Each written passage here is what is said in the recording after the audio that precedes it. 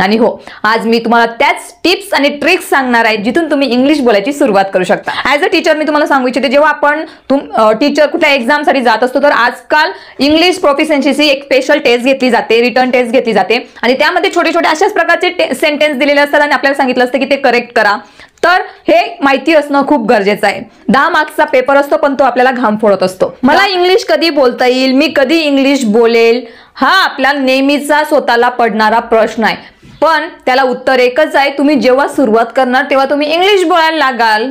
हो, सुरुवात करणं गरजेचं आहे. तुम्ही नेहमी सांगत असणार की English is not my cup of T, me English बोलू शकत नाही, तर कसे बोलणार? सर्वात आधी सुरुवात करण्याची गरज आहे. आणि हो, आज मी तुम्हाला त्याच टिप्स आणि ट्रिक्स सांगणार आहे जिथून तुम्ही इंग्लिश बोलायची सुरुवात करू शकता. पण त्यासाठी तुम्हाला सुरुवात करणं खूप गरजेचं आहे.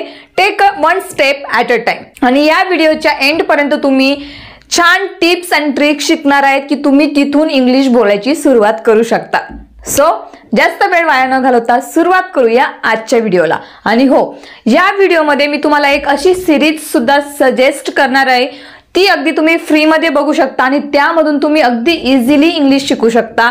कारण या सिरीज मध्ये असं कॅरेक्टर आहे की ते स्वतः इंग्रजी शिकतंय. या सिरीज मध्ये ॲज अ सेकंड लँग्वेज एक मुलगा इंग्लिश शिकतोय आणि त्याचे फ्रेंड्स त्याला इंग्लिश शिकायला मदत करतायत, कारण इंग्लिश त्यांची नेटिव्ह लँग्वेज आहे. सो व्हिडिओच्या एंड मध्ये मी तुम्हाला ही सिरीज सांगणार आहे, पण त्याआधी तुम्हाला हा व्हिडिओ शेवटपर्यंत नक्की बघा, तेव्हाच तुम्ही ती सिरीज बघू शकणार, त्या सिरीज मधून शिकू शकणार. तर आजच्या व्हिडिओमध्ये मी तुम्हाला इंग्लिश बोलायची सुरुवात तुम्ही कुठून करू शकता, सुरुवात करण्यासाठी तुम्हाला अगदी काय शिकण्याचं, सर्वात आधी काय शिकायची गरज आहे ते मी सांगणार आहे. कारण कुठलीही गोष्ट जर आपण नवीन शिकण्याचा प्रयत्न करत असणार तर त्यासाठी अगदी सोप्यापासून कठीण पर्यंत जाणं महत्वाचं आहे.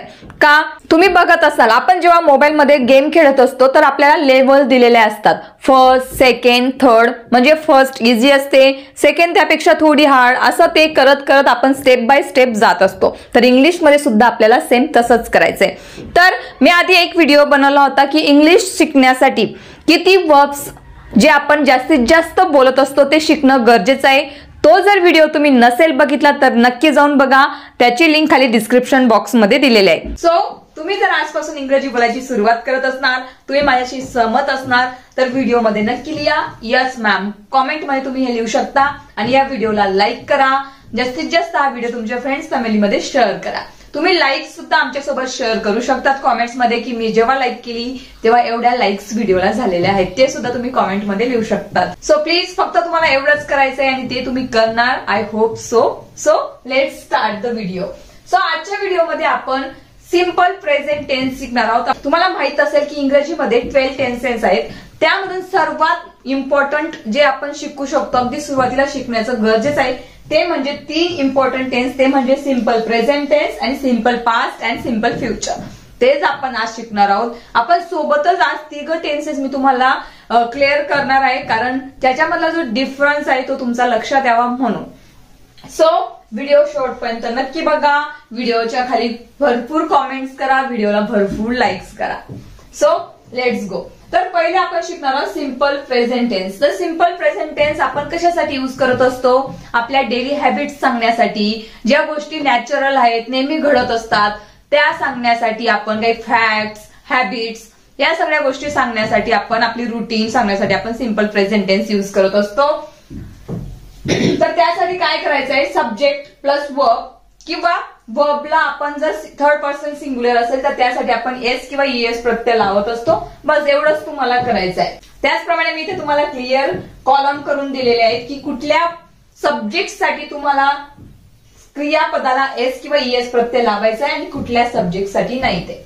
तर आय, यू, वी, दे या सब्जेक्ट, जर हे सब्जेक्ट असतील तर तुम्हाला वर्ब ऍज इट इज लिहायचं आहे. वर्बचा फर्स्ट फॉर्म तो म्हणजे रीड, कुक, वॉक, गो, कम. तर हे सगळे फर्स्ट फॉर्म आहेत, ते तुम्हाला ऍज इट इज लिहायचे. पण जर सब्जेक्ट मध्ये ही, शी, इट किंवा एखाद्या व्यक्तीचे नाव असेल, नेम्स असेल, तर त्यासाठी तुम्हाला लिहायचं आहे. त्यासाठी तुम्ही क्रियापदाला लावणार एस, ईएस किंवा फक्त एस. रीड, रीड्स, जसं की I read, he reads. You read, she reads. You cook, she cooks. या आपण अजून तुम्हाला क्लिअर व्हावं म्हणून आपण खूप सारे एक्झाम्पल सुद्धा घेतलेले आहेत. जसे की आपल्याला म्हणायचं असेल की पक्षी उडतात, तर हे पक्षी कायम उडत असतात, ती त्यांची नॅचरल सवय, तर त्यासाठी आपण सिंपल प्रेझेंट टेन्स यूज करत असतो. Birds fly in the sky. Birds हे इथं प्लुरल फॉर्म मध्ये आहे म्हणून आपण क्रियापदाला एस किंवा ईएस लावलेला नाहीये, पण फक्त जर बर्ड राहिलं असतं तर आपण ईएस किंवा एस लावलं असतं. So birds fly in the sky, पक्षी आकाशात उडत असतात. माझी बहीण इंग्लिश बोलते. माय सिस्टर स्पीक्स इंग्लिश. आता बघा इथं सिस्टर सिंग्युलर आहे म्हणून आपण वर्बला एस लावलेला आहे. माय सिस्टर स्पीक्स इंग्लिश. त्याच्यानंतर माझी आई स्वयंपाक करते, म्हणजे ती रोजच करत असते, ही तिची डेली रुटीन आहे, तर आपण लिहू शकतो माय मदर कुक्स फूड. ते रोज शाळेत जातात किंवा ते शाळेत जातात, तर तेव्हा आपण लिहू शकतो दे गो टू स्कूल. त्याचप्रमाणे जर आपल्याला असं बोलायचं असेल की आम्ही रोज संध्याकाळी 2 तास अभ्यास करतो किंवा आम्ही संध्याकाळी 2 तास अभ्यास करतो, तर आपण लिहिणार we study for 2 hours in the evening. तर ही आपली रोजची सवय आहे, त्यासाठी आपण सिंपल प्रेझेंट टेन्स यूज करत असतो. तर आता हे टेन्स फक्त मी तुम्हाला सांगते की तुम्ही इथून सुरुवात करा. सोप्याकडून आपण सुरुवात केली पाहिजे, म्हणून आजचा हा व्हिडिओ त्यावरती आहे. आपण हा टेन्स डिटेलमध्ये सुद्धा, याच्यामध्ये तुम्ही नकारार्थी वाक्य कसे बोलणार किंवा क्वेश्चन कसा करणार ते खूप सगळं आहे. जर तुम्हाला डिटेलमध्ये शिकायचं असेल तर तसे तुम्ही मला कॉमेंटमध्ये नक्की सांगा. तर आपण 1 टेन्स 1 by 1 आपण घेणार आहोत एका व्हिडिओमध्ये, एकच टेन्स, म्हणजे तो आपण पूर्ण डिटेलमध्ये शिकू शकतो. पण ह्या व्हिडिओमध्ये मी फक्त तुम्हाला टिप्स सांगते की तुम्ही इथून सुरुवात करा. तुम्हाला इंग्लिश बोलायची असेल तर तुम्हाला हे टेन्स जाणून घेणं, हे टेन्सेस शिकणं खूप गरजेचं आहे. सो सेकंड कडे वळूया. Simple past tense. Simple past tense म्हणजे ज्या गोष्टी आधी घडून गेलेल्या आहेत त्यासाठी आपण यूज करत असतो, आणि त्यासाठी आपण यूज करत असतो सब्जेक्ट प्लस क्रियापदाचे दुसरा फॉर्म म्हणजेच V2.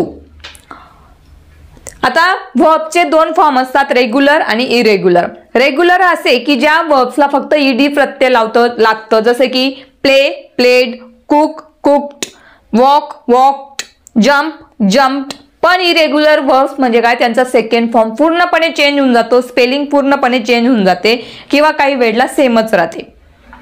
जसे की सी सॉ, गो वेंट, सीट सॅट, पुट पुट, ब्रिंग ब्राउट, याप्रमाणे. तर हे जे छोटे छोटे फॅक्ट्स आहेत ते तुम्हाला माहिती असणं खूप गरजेचं आहे. काही जण खूपच या बोलताना मिस्टेक करत असतात. जसं की त्यांना म्हणायचं असं मी तुमचे फोटो बघितले तर ते बोलतात आय सी युअर पिक्चर, तर नाही, आय सॉ युअर पिक्चर किंवा आय सॉ युअर फोटोज.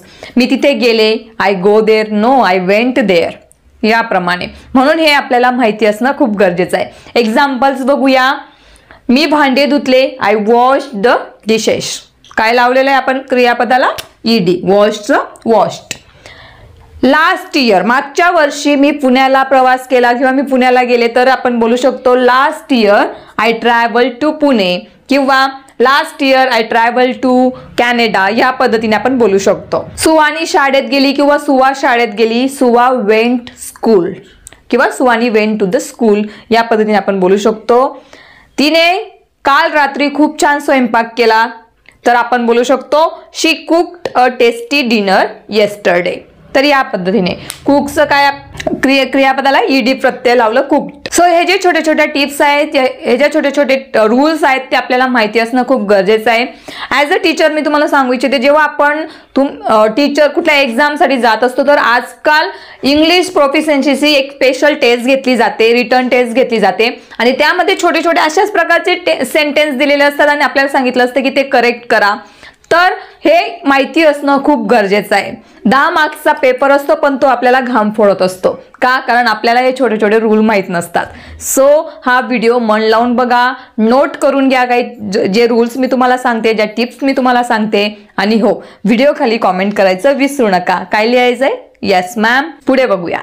आता वळूया सर्वात सोपा टेन्स कडे, तो म्हणजे सिंपल फ्युचर टेन्स.